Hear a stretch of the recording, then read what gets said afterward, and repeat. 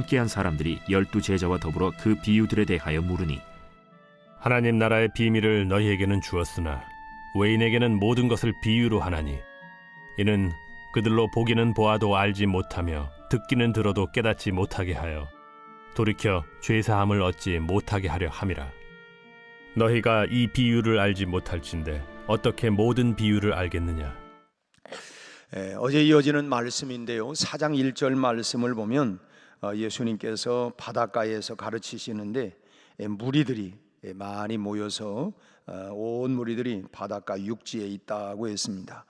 예수님의 말씀을 듣기 위해서 모여들었던 많은 사람들이 이제 오늘 읽었던 10절부터 말씀은 이제 그 많은 무리들이 이제 대부분 돌아가고 12제자와 얼마간의 사람들만 지금 예수님 곁에 있습니다.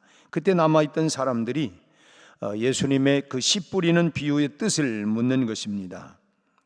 예수님께서는 그 씨 뿌리는 비유에 대한 말씀만 해주셨지 그 뜻풀이를 해석에 대해서는 일체 말씀을 하시지 않았기 때문에 도대체 그 말씀이 그 비유가 어떤 이야기인가라고 하는 걸 물은 것입니다. 예수님이 왜 비유로 말씀을 하신 것일까? 그리고 또 왜 이 비유를 들려주시고는 그 뜻을 이렇게 언급하지 않으셨을까? 왜 그 비유에 대한 뜻풀이를 해주지 않았을까? 참 9절 말씀을 보면 그 이야기를 들려주시고는 뜻풀이 대신에 뭐라고 말씀을 하냐면 9절 보면 또 이르시되 들을 귀 있는 자는 들으라 하시니라. 이 말이 무슨 말입니까? 알아들을 사람만 알아들 거다. 말이라고 말이냐? 다시 말하면 그 비유를 했지만 다 귀 있는 자들만, 알아들을 수 있는 사람들만 알아듣는 것이다. 이렇게 주님이 말씀을 하셨습니다. 참 묘한 말씀이에요. 우리는 이 한마디 속에 감춰져 있는 예수님의 마음을 우리가 읽을 수 있어야 된다고 하는 것입니다. 우리도 서로 대화를 하면서 이제 이 사람 정말 말귀를 못 알아듣네, 말이 안 통해, 말이 하는 이유는 뭐냐면 내가 이 정도 말을 했으면 내가 무슨 의도를 가지고 이렇게 말을 했는가라고 하는 걸 알아들어야 되는데 그 의도를 알아듣지 못하니까 이 사람은 더 말할 필요가 없어, 말귀를 못 알아들어. 참 이건 알아들을 수 있는 귀를 가진 사람들만 알아듣는다. 이제 주님이 이런 묘한 말씀을 했는데 그 예수님의 마음을 읽을 줄 알아야 된다고 하는 것입니다. 예수님이 왜 그런 무슨 의도를 가지고 이런 말씀을 하셨을까? 이것은 먼저 이 잘못된 목적으로 쫓아다니는 사람들을 경계하기 위해서였다고 하는 것입니다. 이 제자들이 비유의 뜻을 물을 때에 예수님께서 11절 말씀에서 뭐라고 말씀합니까? 11절 같이 한번 읽겠어요? 이르시되 하나님 나라의 비밀을 너희에게는 주었으나 외인에게는 모든 것을 비유로 하나니. 지금 여기 보면 예수님은 사람을 지금 두 분류로 나누고 있음을 알 수 있습니다. 하나님의 비밀을 알아들을 수 있도록 허락된 내인, 다시 말하면 여기 지금 너희에게는 주었으나, 그러니까 너희, 내 안에 있는 내인들, 그리고 그 이후에 또 외인, 비밀을 얻지 못하도록 제한된 외인, 그러니까 내인과 외인, 이렇게 두 분류로 지금 나누어지고 있는 것을 알 수가 있습니다. 지금 예수님을 따르던 사람들 중에는 사실 별의별 사람들이 다 와 있는 것이죠. 나라의 혁명을 위해서 예수님을 오해하고 따르는 그런 사람들을 비롯해서 참 예수님과 함께 뭔가 이 나라를 좀 혁명을 일으켜서, 그래서 심지어 제자들 가운데에도 주님 나라가 임하면 나는 우측에 나는 좌측에, 이렇게 뭔가 예수님이 혁명을, 정치적 혁명을 일으킬 거라고 생각하고 따라다니는 이런 사람들도 있었고, 또 자기의 목적을 이루기 위해서 예수님을 따르는 사람들도 많이 있었습니다. 예수 믿으면 돈 부자 된다는데, 병 고침 받는다는데, 이런 것들을 비롯해 가지고 자기의 어떤 목적 달성을 이루기 위해서 예수님을 따라오는 사람들도 많았습니다. 특히나 예수님을 해치려고 하는 의도를 가지고 예수님을 쫓아다녔던 이 바리새인과 서기관들, 뭐 이런 정탐꾼들도 있었죠. 하여튼 틈만 보이면 뭔가 꼬투리를 잡아가지고 그를 뭐 참 이렇게 처벌을 하기 위해서 이 참 이렇게 이런 사람들도 있었습니다. 이런 사람들을 예수님께서는 다 뭘로? 외인으로 이렇게 분류를 하셨던 것입니다. 지금 예수님 곁에 다 말씀을 듣겠다고는 왔지만, 그러니까 비유를 통해서 뭐냐면 내인과 외인, 너희들에게는 알아들을 수 있지만 외인들, 다시 말하면 이 아까 좀 전에 말씀드렸던 이런 사람들은 알지 못하도록 하기 위해서 이 비유적으로 말씀을 했다라고 하는 것입니다. 하나님의 비밀을 알면 알수록 하나님 나라에 오히려 해가 되는 사람들이 있다고 하는 것입니다. 하나님의 진리를 알아봤댔자 만사에 이 무익한 사람들이 있다고 하는 것이죠. 이런 사람들의 눈과 귀를 결국 뭐예요? 비유라고 하는 걸 통해서 막아냈다는 것입니다. 이런 이야기들을 얘기들을 또 뭐 신천지나 이런 데는 또 교묘하게 또 이제 얘기를 합니다만은 참, 그래서 12절 말씀에 뭐라고 주님이 말씀합니까? 12절을 같이 한번 읽겠어요? 이는 그들로 보기는 보아도 알지 못하며 듣기는 들어도 깨닫지 못하게 하여 돌이켜 죄사함을 얻지 못하게 하려 함이라. 그러니까 여기서 중요한 건 뭐냐면 바로 예수님 안에 있는 것입니다. 예수 안에 생명 있네. 주님 안에 거하는 것. 주 안에 있는 나에게 딴 근심이 있겠느냐. 우리가 주님 안에 거하는 것, 이것이 중요하다고 하는 것입니다. 지금 예수님께서 외인이라고 이렇게 말씀하신 것은 뭐 집 밖에 있는 사람 뭐 이런 뜻이 아니라 예수님 밖에 있는 사람, 같이 있지만은 예수님 밖에 있는 사람이다 라고 하는 그런 뜻입니다. 예수님의 마음을 전해주는 진리에 마음을 두지 않는, 뭐에는 뭐 관심 없고 뭐에는 뭐 연불에는 관심이 없고 제밥에만 관심이 있다라고 하는 뭐 그런 얘기처럼, 지금 그 예수님의 마음을 전해주는 그 진리, 그 진리의 핵심에 대해서 이 마음을 두지 않는 그런 사람들, 이런 사람들은 다 뭐냐? 구경꾼 같은 사람들, 구경꾼. 예수님의 마음으로 파고들지 못하기 때문에 참 보기는 보아도 알지 못하고 듣기는 들어도 깨닫지를 못하는 것입니다. 마음에, 우리가 흔히 그렇죠. 너 마음에 콩밭에 있구나. 마음이 딴 곳에 있으면 그 소리가 들리지 않고 봐도 보이지를 않는 것입니다. 구경꾼에게는 그런 일들이 뭐 재미가 있을지 모르지만 사실 남는 것은 아무것도 없는 것입니다. 뭐 우리가 신앙생활을 하면서도 사실은 우리의 마음이 어디에 있느냐에 따라서 전혀, 간혹 그렇게 주일에 광고를 하고 그렇게 주보에도 나갔어도 언제 그런 광고를 했었냐고 하는 분들도 있어요. 사실은 마음이 다 다른 곳에 있기 때문에 광고도 하고 또 뭐 그거를 또 이제 우리가 뉴스 시간에 광고를 이렇게 하지만 때로는 제가 그걸 또 보태가지고 이런 분이 이 부분에 대한 얘기를 해도, 그런데도 불구하고 간혹 어떤 분들은 그거 나는 못 들었다고, 아니 그 얘기를 했는데 왜 못 들었냐고. 그건 분명히 딴 데 마음을 다 콩밭에 두고 있었기 때문에 그 소리가 안 들렸다는 거예요. 그래서 우리는 외인이 아니라 그리스도의 사람이 되어야 된다라고 하는 것입니다. 외인이 아니라, 함께 있기는 했지만 외인이 아니라, 구경꾼이 아니라 우리는 그리스도의 사람, 내인, 주님 안에 거하는 그런 사람이 되어야 된다고 하는 거예요.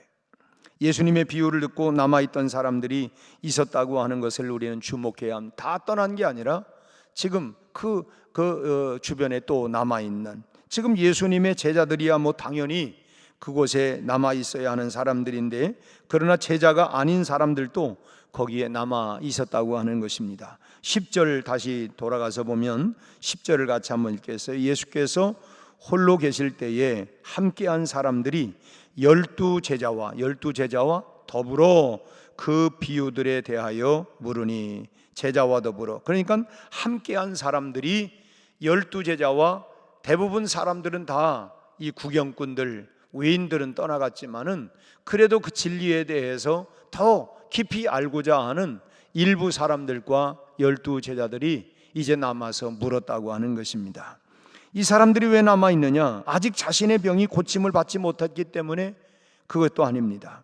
아직 더 그야말로 얻어먹어야 할 보리떡 5개, 물고기 2마리가 그리웠기 때문에 그것도 아니에요. 이 사람들은 예수님이 들려주셨던 그 비유의 뜻이 궁금했던 것입니다. 주님, 도대체 그 말씀이 무엇입니까? 진리에 대한 사모하는 마음, 그 진리에 대해서 더 깊이 알고자 하는 마음, 그것이 궁금했던 것입니다. 도대체 왜 그런 말씀을 들려주셨을까? 왜 이 말씀을 우리에게 해주셨지? 거기에 대해서 알지 못하면 우리는 집에 돌아갈 수 없습니다. 알지 않고는 그 진리에 대해서 더 깊이 내가 분명히 알지 않고서는 그냥 이대로는 궁금해서 내가 집으로 들어갈 수가 없습니다. 이런 사람들이에요. 여러분, 우리는 외인이 되지 말아야 합니다. 기껏 우리가 신앙의 구경꾼이 되어서는 되겠습니까? 내가 수년 동안을 내가 신앙생활을 하면서 여전히 우리가 구경꾼과 같은 그런 사람으로 신앙생활을 하는 것은 참 이거 어찌 보면 주님이 말씀한 것처럼 그건 내인이 아니라 외인이다 라고도 할 수 있어요. 우리는 그리스도의 사람, 예수의 사람이 되어야 합니다. 예수님의 사람으로 그 능력과 그 권세를 체험해야 합니다. 우리가 흔히 기독교는 체험의 종교다라고 말하는 것처럼 내가 예수님의 그 능력과 그야말로 그 권세를 우리가 체험하고, 우리가 지난 주일도 하나님은 살아계십니다, 두려움이나 염려나 걱정이나 이런 이 골리앗과 같은 것이 우리 안에 들어와 가지고 그것 때문에 우리가 무너져 버리는, 이 다윗은 너는 칼과 검과 단창을 가지고 내게 나오나 나는 만군의 여호와의 이름으로 내게 나가노라.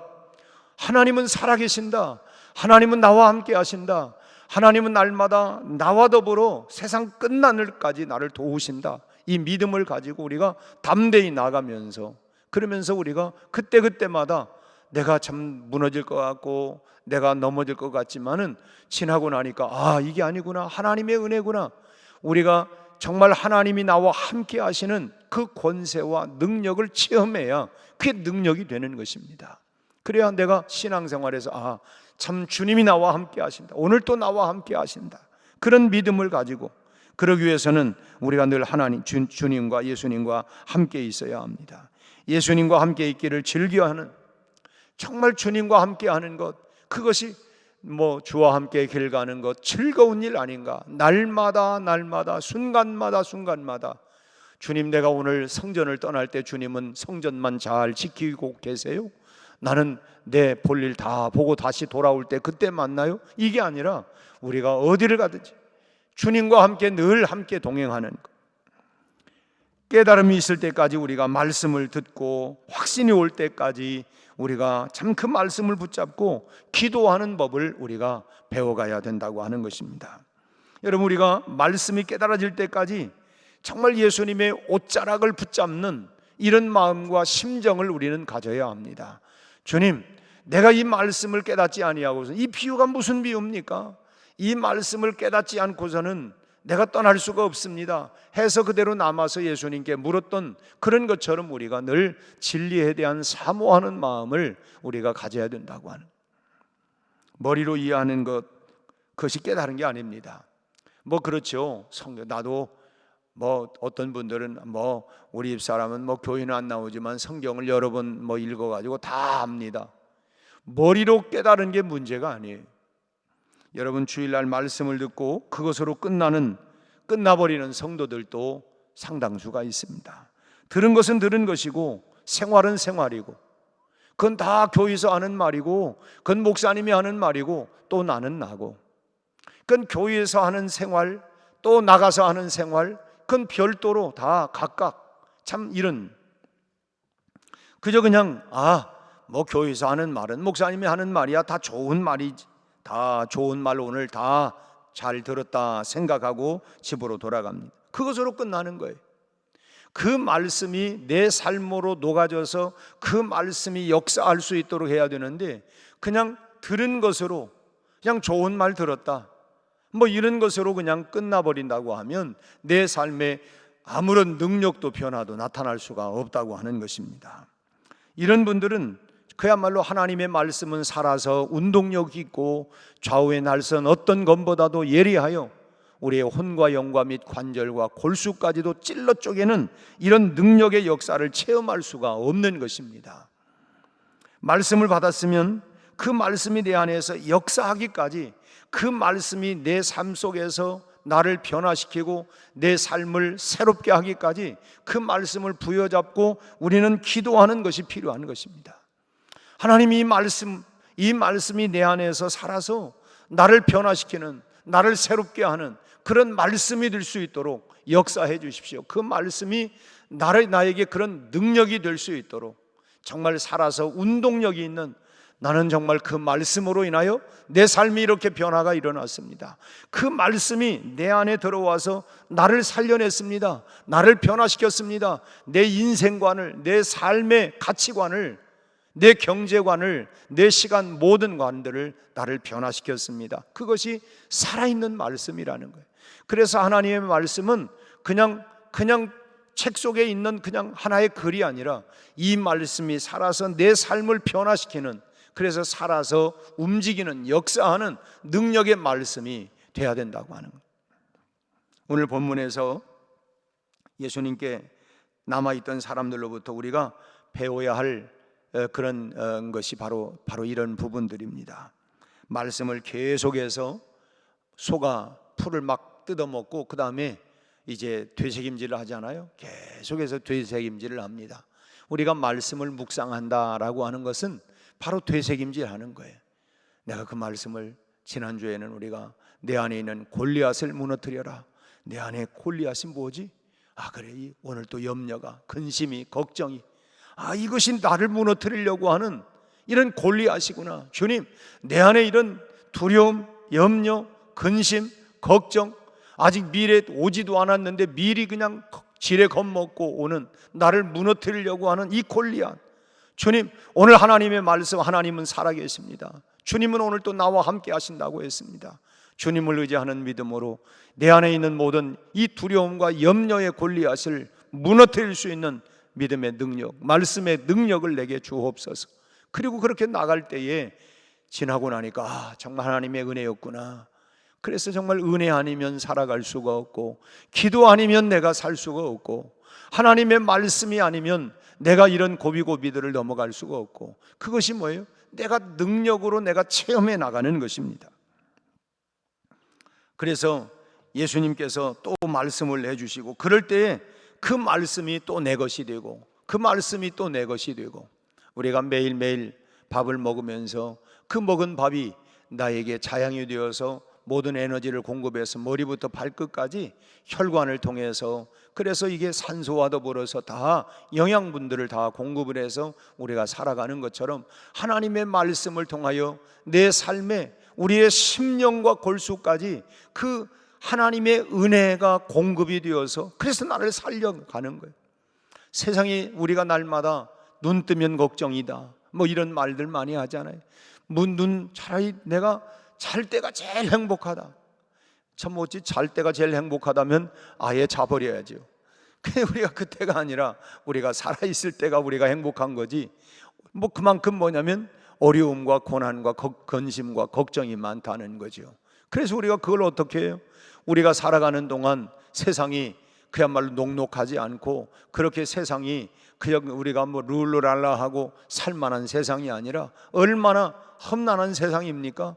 그러나 이런 세상 앞에 참 이 다윗이 골리앗 앞에 당당하게 나갔던 것처럼 우리도 마찬가지로 나는 만군의 여호와 이름을 가지고 오늘 또 세상을 향하여 나간다. 이 세상이라고 하는 거대한 골리앗 앞에 우리가 두려워할 게 아니라, 그래서 그 말씀이 능력이 될 수 있도록, 그러기 위해서는 우리가 외인이 아니라 내인 주님 안에 늘 거하여야 된다고 하는 것입니다. 그 말씀이 내 생활 속에서 나를 변화시키고 내게 능력을 힘입게 하면서 이겨내야 할 것들을 능히 이기도록 하는 것입니다. 말씀이 그런 능력인 거예요. 이런 믿음의 삶이 바로 예수님 안에 있는 그리스도인의 능력 있는 삶인 줄로 믿습니다. 여러분, 사람에게 우리가 참 왕따가 되는 것만 마음 아파할 게 아니라 나 말이지 소유됐어, 나 왕따 됐어, 뭐 그것만 우리가 마음 아파할 게 아니라 정말 예수님께 왕따가 되면 이건 정말 문제가 심각한 것입니다. 주님께서 나 너 모른다, 참 너는 외인이다 이런다고 하면 우리가 얼마나 이거 심각한 문제가 되겠어요. 예수님께서 외인 취급을 하셨다고 하는 것은 이거 왕따가 되었다고 하는 뜻인데, 오늘 우리 교회의 믿음의 모든 가족들, 우리 모든 성도들은 예수님의 마음에 꼭 들 수 있는 참대인 그리스도의 사람, 정말 이 그리스도인이 참된 그리스도인이 되어서 오늘 또 주님과 함께 동행하면서 주님의 말씀을 붙잡고 오늘 또 믿음으로 승리하는, 우리 앞에 어떤 골리앗도 하나님의 말씀의 능력과 권세를 가지고 오늘 또 이기는 승리자가 다 되기를 주의 이름으로 축원합니다. 기도하겠습니다. 하나님 아버지, 오늘 또 우리에게 새날을 주신 것을 감사합니다. 오늘 또 아버지 하나님, 우리가 외인이 아니라 내인으로 주님 안에 거하는 자로 주님의 말씀의 능력과 권세를 가지고 살아있는 생명의 말씀, 하나님이여 권세 있는 말씀을 통하여 오늘 또 나와 세상과 죄악과 싸워 승리하는, 하나님이여 나에게 다가오는 두려움, 염려, 걱정이라고 하는 골리앗을 말씀의 권세와 능력으로 이기며 승리롭게 살아가는 우리 온 성도들이 되게 하여 주시옵소서. 우리 앞에 시시각각으로 하나님이여 참으로 마음을 졸이고 하나님이여 걱정과 두려움과 염려를 하나님이여 만들어내는 많은 것들 앞에서도 우리가 하나님의 말씀, 살아있는 능력의 말씀으로 이기며 승리자가 되게 하여 주옵소서. 여호와 니시의 하나님, 승리하신 하나님, 오늘 우리도 주님과 함께 승리자가 되게 하여 주옵시고, 오늘 하루도 그리스도의 증인된 삶으로 또 하나님 만방에 하나님 살아계심을 드러내는, 하나님이여 참으로 그런 주님의 참된 하나님 제자로서의 삶을 살아가는 우리 성도들이 다 되게 하여 주옵소서. 약한 자를 강하게 하시고 병든 자를 치유하여 주시고 문제를 해결하시고, 우리 하나님 어떤 문제든 주님 앞에 하나님 인생의 수고하고 무거운 짐을 주 앞에 내려놓게 하시고 주님으로부터 해결받고 응답받는 역사가 날마다 일어나게 하여 주옵소서. 오늘 또 주와 동행하는 복된 하루, 승리하는 하루, 주께 영광 돌리는 하루가 되게 하여 주옵소서. 예수님 이름으로 기도하옵나이다. 아멘.